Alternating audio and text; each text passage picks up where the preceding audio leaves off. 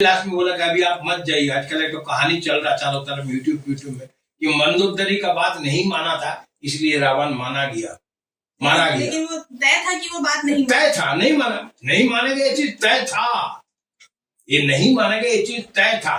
कर्म करते समय में उसका जो भाग्य है उसको ठीक करता है विभीषण। सब कोई विभीषण को बोलता घर शत्रु नहीं, उतना बड़ा संसार में एक ही आदमी था जो सच बोलने वाला था, पूरा झूठों में एक सच बोलने वाला आदमी विभीषण था, उन्हीं को चुना था राम ने।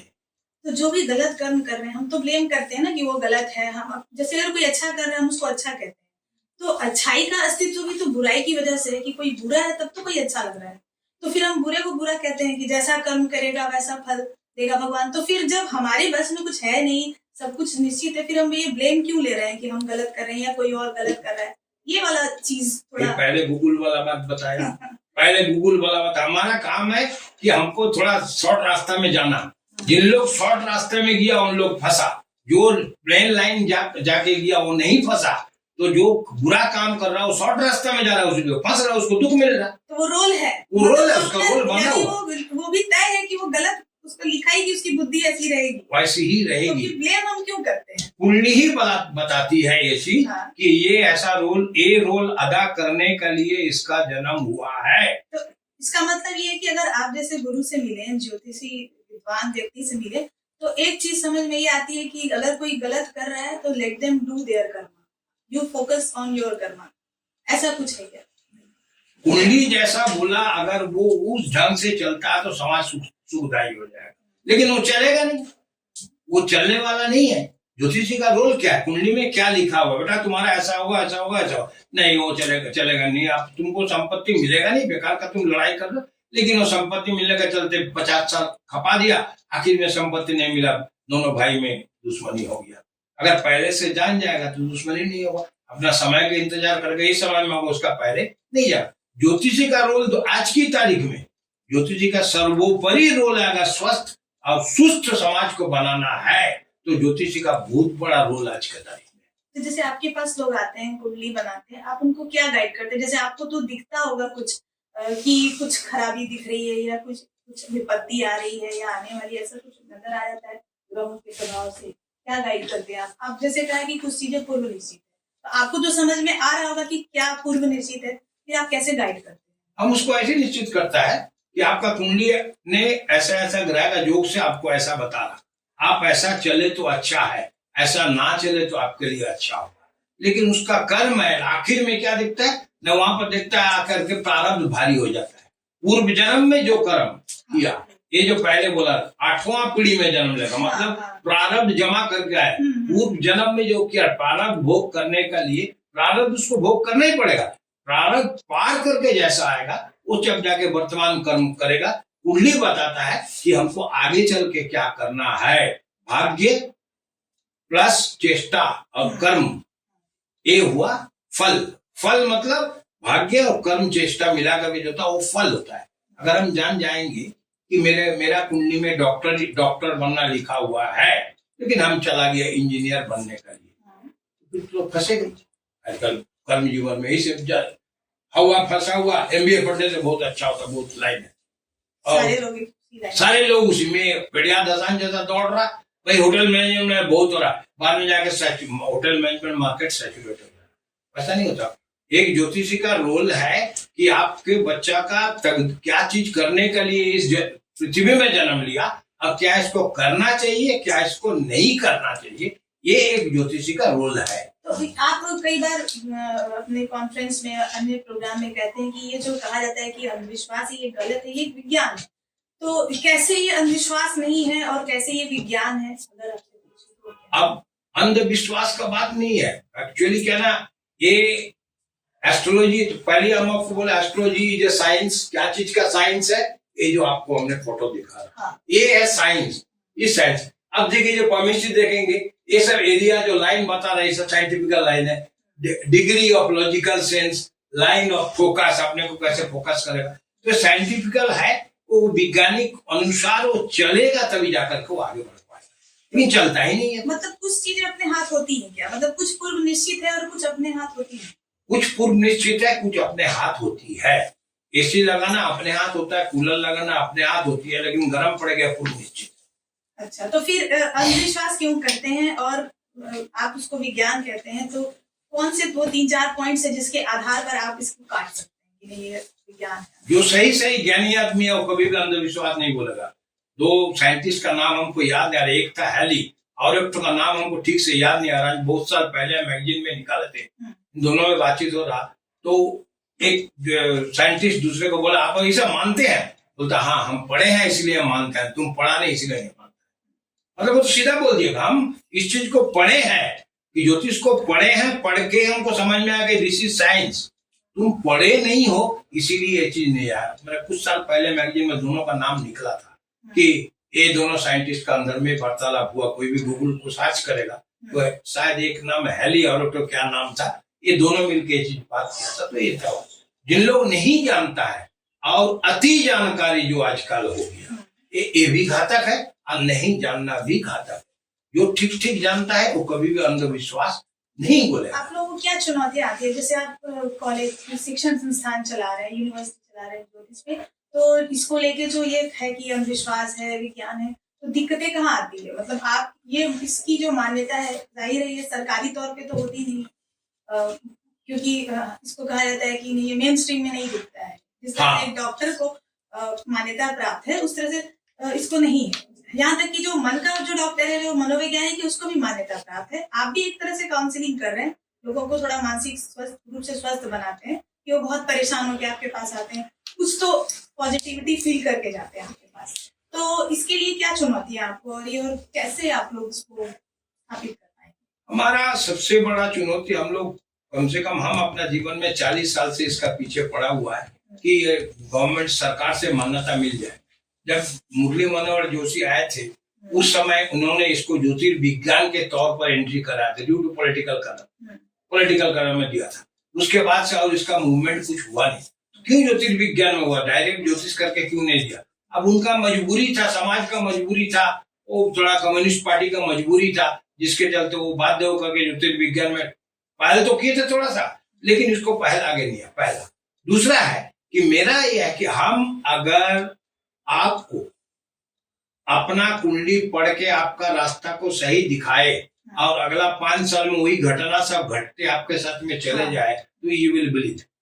लेकिन इसमें दिक्कत यही है कि 90 भाग आदमी इसमें ठीक से पढ़ाई किया ही नहीं, ना ही पढ़ने का इच्छा है। आजकल तो ऐसा हो गया जो अंग्रेजी बोलता है शायद वही बड़ा ज्योतिषी होगा। आजकल तो ऐसा हो गया वो इंजीनियर है, फलाना कॉलेज से पास किया वहां का इंजीनियर है, ए मेडिकल कोर्स किया हुआ डॉक्टर था, वो बहुत बड़ा ज्योतिषी होगा। मेडिसिन अलग है और ये अलग अलग सब्जेक्ट है। अभी एक बात चला हुआ एआई एस्ट्रोलॉजी, एआई के माध्यम से एस्ट्रोलॉजी कभी नहीं हो सकता क्योंकि एस्ट्रोलॉजी साइकोलॉजी का चीज या एआई के माध्यम से। कंप्यूटर का इस्तेमाल तो करते हैं कुंडली वगैरह बनाने में, तो आजकल जैसे टाइमिंग आप बर्ड्स वगैरह लेके तो उसमें तो कंप्यूटर का इस्तेमाल होता है। कंप्यूटर पर मैथमेटिक्स कंप्यूटर पर जो जल्दी एक कुंडली बनाने में कम से कम अगर हिसाब से बनाया जाए तो उसको 4 से 5 घंटा लगेगा, कंप्यूटर में 10 मिनट लगेगा। तो ये जो एआई भी तो कर ही देगा, तो उसमें उसके प्रति क्यों एआई इसीलिए नहीं उसका नाम अभी तक आर्टिफिशियल इंटेलिजेंस नॉट इंटेलिजेंस। वो तो आपने स्वीकार कर लिया artificial, I am not original intelligence. वो तो खुद का उसका वर्ड में ही खुद का स्वीकार है कि artificial intelligence, I am not original intelligence. लेकिन उसका इस्तेमाल तो कर सकते हैं उस हद तक जिस हद तक आप कंप्यूटर का इस्तेमाल करते हैं, उतना तो कर सकते हैं उस तरह से। उसमें बहुत सारा है कि उसका अपना जो नॉलेज है, उसका अपना जो नॉलेज शेयर करने का वो जो एआई से मिलेगा नहीं। जितना ये सब आते जाएगा ज्योतिष उतना गंदा होते चला जाएगा। उसी के चलते आज ज्योतिष का पतन हुआ खाली इसी कारण से। इसका मतलब उसका इस्तेमाल उस तरह से किया जाए, इस्तेमाल उस तरह से किया, गलत तरीका से इस्तेमाल हो रहा। लेकिन मैंने एक चीज को मैं नोट करके लाई भूल लगा कि ओशो कहते हैं कि घर के बगल का एक पत्थर भी आपके जीवन पर प्रभाव डालता है। वास्तव में ज्योतिष विद्या यह दर्शाती है कि यूनिवर्स का हर कण महत्वपूर्ण है। और ये जो किताब है ओशो की ज्योतिष पर, उन्होंने उस पर लिखा है कि दरअसल हम प्रश्न ही पूछते हैं ऐसी मूर्खतापूर्ण और हम बहुत सीमित कर देते हैं ज्योतिष को। मेरी शादी कब होगी, मेरी नौकरी कब लगेगी, हम इस तरह के प्रश्नों के साथ जाते हैं तो रोड पर भी कोई तोता लेके बैठ के वो आपको सुना देता है। तो ओशो की एक पूरी किताब है ज्योतिष पे। तो ये जो कहते हैं कि पत्थर भी आप पे प्रभाव डालता है बगल का, ये पॉइंट ठीक है, लेकिन बाद वाला पॉइंट आप क्या बोले? उसमें सवाल क्या करता है, प्रश्न कैसे पूछते हैं? जैसे लोग ज्योतिष मतलब ओशो की जो बुक थी, जो हमने भी पढ़ी है, बुक में उनसे पूछा गया था, उन्होंने ज्योतिष से पूरी किताब ही लिखी है कि ज्योतिष जो है, ज्योतिष विद्या, यह हमें यह सिखाती है कि तुम्हारे घर के बगल में पत्थर भी, जिसको तुम कुछ नहीं समझ रहे हो, वो भी एक असर डालता है। कहने का मतलब है कि तुम इस चीज को समझो। तुम ये छोटे छोटे प्रश्न को ही समझते हो कि इसका उत्तर मिल गया तो हम समझ गए कि हाँ ये गलत है। इस पर हम पॉइंट पे सहमत नहीं है। तो इसमें क्या है कि छोटी छोटी समस्या, हमारा जिंदगी में छोटी छोटी जो समस्या है, बहुत बड़ा होकर हावी जैसे इंडिविजुअल लाइफ, उसको सॉल्व करना ही ज्योतिष का काम है। ज्योतिष का सृष्टि कहाँ से, शायद उसको बोले हैं, लेकिन ज्योतिष का सृष्टि के बारे में शायद जो उसको को पता नहीं है। जिस दिन वो सृष्टि हुआ, ज्योतिष मतलब शिव जी और दुर्गा जी बैठे हुए थे, पार्वती बैठे हुए थे, तो पार्वती जी बोले देखो मेरा इतना संतान पृथ्वी में जन्म दे दिया, तो ये लोग बड़ा दुख में है, लोग का दुख तकलीफ भरने का कोई रास्ता तो होगा। बोला हम कुछ नहीं कर सकता, जन्म दिया ब्रह्मा, विष्णु को पालना है, सब विष्णु का डिपार्टमेंट है, हम नहीं कर सकता है, नहीं हम तो हमको खाली श्रृंगार कर दिया है। ठीक है, आपने श्रृंगार कर दिया है। श्रृंगार ये तो नहीं बोला कि आप असत को श्रृंगार करो, सत को श्रृंगार ना करो, सत को श्रृंगार करो, असत को श्रृंगार ना करो। तो जितना कष्ट है इसको श्रृंगार कीजिए। बोला तो तुम हमको बढ़िया जगह में फंसा दिया। ठीक है, हम एक शास्त्र सृष्टि कर रहा हूं जिसके माध्यम से मनुष्य को जानकारी मिलेगा क्या क्या तकलीफों के चलते हम परेशान है, दैट इज प्रारब्ध, क्या क्या तकलीफ के चलते हम परेशान है, तो उसका निदान निकालने का क्या रास्ता होगा। तो उसके लिए हम एक शास्त्र को बना रहा। जब शिव जी ने पार्वती का अनुरोध से, शिव जी ने मनुष्य जीवन का कष्ट को हरने के लिए शास्त्र बनाया था, तो कब शादी होगा, कब नहीं होगा, बच्चा होगा कि नहीं होगा, मनुष्य का कष्ट निदान तो ज्योतिष के माध्यम से होगा। इन्होंने अपनी किताब में ये स्टैब्लिश किया है कि ज्योतिष विद्या को, जो आप भी कहते हैं कि अंधविश्वास नहीं मानते, अंधविश्वास नहीं मानते, तो उन्होंने बताया कि एक छोटा सा पत्थर भी प्रभाव डालता है, तो बड़े बड़े ग्रह तो बहुत बड़ी बात है। तो ये जो अंधविश्वास की बात आती है, ज्योतिष विद्या अंधविश्वास अगर नहीं है तो अंधविश्वास क्या होता है? आपसे जानना चाहेंगे कि आप लोगों को कैसे जागरूक करेंगे कि किस चीज के चक्कर में नहीं पड़ना है और क्या चीज अंधविश्वास होती है। हम आपको पहले ही बोले हैं कि अगर आपको मेरे पास आने से अगला 5 साल के अंदर आपको दिखा कि नहीं मेरा फायदा और जैसे जैसे इन्होंने बताया, हम ऐसा जो गड़बड़ है उसको सीधा करके हम अपना रास्ता में जा रहा, तो आप विश्वास करेंगे। लेकिन ज्यादातर आदमी ना विद्या ना ज्ञान, अज्ञानता का चलते ही इसको अंधविश्वास के चलता है। लेकिन आज की तारीख में जितना शिक्षित संप्रदाय है, जितना ऊंचा लेवल में बैठा हुआ, सब कोई ज्योतिष को आप कहते हैं कि हर डॉक्टर से आपका इलाज भी नहीं हो सकता है, कि कुछ एक उस पर आपका रिसर्च चल रहा है। हाँ। वो कहाँ तक पहुंचा और वो क्या है? Medical transcription of astrology, astrology की तरफ से मेडिकल ट्रांसक्रिप्शन। हर डॉक्टर आपका बीमारी का इलाज नहीं कर सकता। एक हथौड़ा छाप डॉक्टर आपका इलाज कर सकता। कैसे? ना आपका कुंडली का साथ में उसका कुंडली मैच कर गया, उसका डॉक्टर का कुंडली आपका कुंडली का हीलिंग पावर लेकर बैठा हुआ, इसलिए वो तो मामूली टैबलेट भी पकड़ा देगा तो उसमें काम हो जाएगा। क्योंकि मेरा जिंदगी में घटना घटित हुआ है, मेरा जिंदगी में ऐसा घटना घटित हुआ है, इसलिए हम सबको बोलते हैं कि आप डॉक्टर को चॉइस कीजिए। देश को कहाँ ट्रीटमेंट करने से अच्छा हुआ, देश को चॉइस कीजिए। ये मेडिकल ट्रांसक्रिप्शन एस्ट्रोलॉजी। लेकिन डॉक्टर उसको लेकर डॉक्टर लोग का साथ में मेरा बहस हो गया। डॉक्टर लोग बहुत सारे इसमें एक काम उनका था कि अरे हम लोग कंटिन्यूअस प्रैक्टिस करते चला जा रहा, मेरा प्रैक्टिस मार खा जाए। प्रैक्टिस नहीं मार खा जाए, हमको तो लोगों का सुविधा देखना है। हम ज्योतिष है, शिव जी ने हमको निर्देश दिया था पार्वती का अनुरोध से कि लोगों का दुख को दूर करें, मेरा काम। आपको ये लगता है अंदर से, लेकिन इसको अभी मान्यता मिलनी मुश्किल है। ज्योतिष को सरकारी हिसाब से मान्यता मिलना मुश्किल है, और थोड़ा हम समझते हैं कि सरकारी से मान्यता नहीं भी मिलना चाहिए। जैसे मिलेगा इसका मिसयूज हो जाएगा, सीधा सीधी मिसयूज हो जाएगा। अभी अब सेलेक्टेड लोग आपके पास आते हैं। हाँ। तो हीलिंग की आप बात कर रहे थे, यानी कि हीलिंग तो बहुत जरूरी होती है लाइफ, किसी भी घाव की हीलिंग। आपको लगता है ज्योतिष विद्या एक बहुत बड़ा हीलिंग पावर का काम करती है? बहुत बड़ा हीलिंग पावर का काम करता है कि क्या करने से आपका जिंदगी का रास्ता परिवर्तन होगा, क्या नहीं करने से होगा, कैसा। विधान भी तरह तरह दिया हुआ। अभी देखिए ये सीजन है चैत महीना, अभी नवरात्र आ रहा, अभी इसका पहले हम लोग सतुआन खाया तो ऑटोमेटिकली हीलिंग है भाई। एक ठंडा से एक गर्म में घुसने जा रहा तो लीवर को ऐसा जगह में लेकर, और सत्तू एक चीज है जो दोनों को मिटिगेट करता है, एक जाता है। तो ये तो साइंटिफिकल मेथड है इसमें से, वो जो हमारा सनातन धर्म में जितना फैला हुआ, तो ज्योतिष भी तो सनातन धर्म का ही एक हिस्सा है।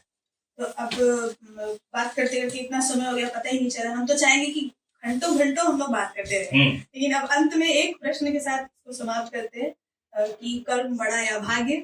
हमारे जो लोग देख रहे हैं वो सभी सवालों से जूझते आ रहे, कर्म बड़ा या भाग्य, या भाग्य ही कर्म करा रहा है कि कर्म से भाग्य प्रारब्ध बन रहा है, क्या माने? भाग्य ही कर्म करा रहा। अगर आपका भाग्य में लिखा हुआ वो कर्म करने में कान पकड़ के आपको करवा देगा, वो कान पकड़ कर भाग्य ही कर्म करवा रहा। हम कर्म करके कुछ नहीं कर सकते। जब तक भाग्य हमको अप्लाई नहीं करेगा, भाग्य हमको नहीं बोलेगा, तब तक हम कर्म कर ही नहीं सकता, उस कर्म में रास्ता में जा ही नहीं सकता। तो क्या करना चाहिए हम लोग अपने दिमाग से, क्या करना चाहिए? हम बोलेंगे, अगर हम बोलेंगे तो सब कोई बोलेगा भाई अपना ज्योतिष का तरफ देना। ज्योतिष का नियम से जितना चलेगा उतना उसको बेनिफिट ज्यादा, जितना ज्योतिष का नियम से चलेगा उसको बेनिफिट ज्यादा होगा। ज्योतिष का नियम से नहीं चलेगा तो मुश्किल हो। आजकल सब कोई, अभी देखिएगा अभी यूट्यूब में 299 रुपया में ज्योतिष पढ़ा रहा। ज्योतिष ऐसा सब्जेक्ट नहीं है, ज्योतिष अथाह समुद्र है। आज हम खुद बोल रहे हैं, आज हम इस लाइन में 45 साल मेरा हो गया, पूरा शास्त्र में जो है शायद उसका 10% तक हम पहुंच सका। ये मेरा बात है, हम समझते हैं। लोगों क्या बोल रहा है अलग बात। जितने ही महासागर में घुसते हैं लगता है कम है। हम कुछ नहीं जानते हैं, हम समझते हैं जितना है उसका शायद 10% में भी हम नहीं पहुंच सका, लेकिन फिर भी हम लोगों को दिशा दिखा रहे। तो जिस दिन हम पहुंच जाएंगे उतना ऊपर में, उस दिन कैसे क्या करें, क्या ना क्या कर सकता है, पृथ्वी को चेंज कर दे सकता है, दूसरा पृथ्वी में चला जा सकता है। यानी कि जब लगे कि कुछ समझ में नहीं आ रहा है तो गाइडेंस लेना चाहिए कि क्या हो रहा नहीं हो रहा। मैक्सिमम लोगों में जितना उन्नति के बाद आज की तारीख में हम देख रहा है कि पढ़ाई लिखाई बिजनेस में तो गाइडेंस लेता है। आज के तारीख में हमको ये भी देखने मिला कि एक लड़का एक लड़की प्यार कर रहा, वो आकर के पहले प्यार करने के पहले देख लेते कि हम लोग तो दोस्ती में है, हम लोग सोच रहा है इसको प्यार में टर्न करे, हम लोग सोच रहा है इसके बाद शादी करे, क्या उचित होगा? ऐसा भी पूछने आता है, ऐसा भी पूछने आता है। मेरे पास में ऐसा बहुत सारे क्लाइंट है, उसका सवाल ही हुई है, अगर नहीं ठीक है दोस्ती में रहना तो है। जब बोले पंडित जी बोल रहे हैं कि नहीं उनसे दिक्कत हो जाएगा तो दोनों परिवार और दोनों हम लोग सुखी रहे, दोस्ती तक सीमित रह दो, तो इतना बोध आया तो 100 साल बाद में पूरे आ जाएगा। ज्योतिष कोई मानेगा, कोई कुछ नहीं मानेगा। धन्यवाद शास्त्री जी, आपसे बहुत सारी बातें हुई और आपके पास लोग गाइडेंस के लिए आते रहे। और ये जो चल रहा है कि अंधविश्वास है या विज्ञान है, ये तो चलता है, अपने अपने विश्वास की बात है। हमारी शुभकामनाएं आपके साथ है और बहुत बहुत धन्यवाद कि आपने अपना बहुमूल्य समय काली माटी टॉक्स के लिए दिया। आपको भी बहुत धन्यवाद कि आप ज्योतिष के लिए कम से कम आगे बढ़े हैं, इसका सही रास्ता दिखाने के लिए है। क्या टॉक करना मतलब कि सही है या गलत है, विचार करना जनता का काम है, लेकिन आपने कम से कम एक पहल तो किया, एक मौका सूता तो दिया कि पकड़ो और इसको पकड़ो। इसके लिए हम आपको धन्यवाद देते हैं।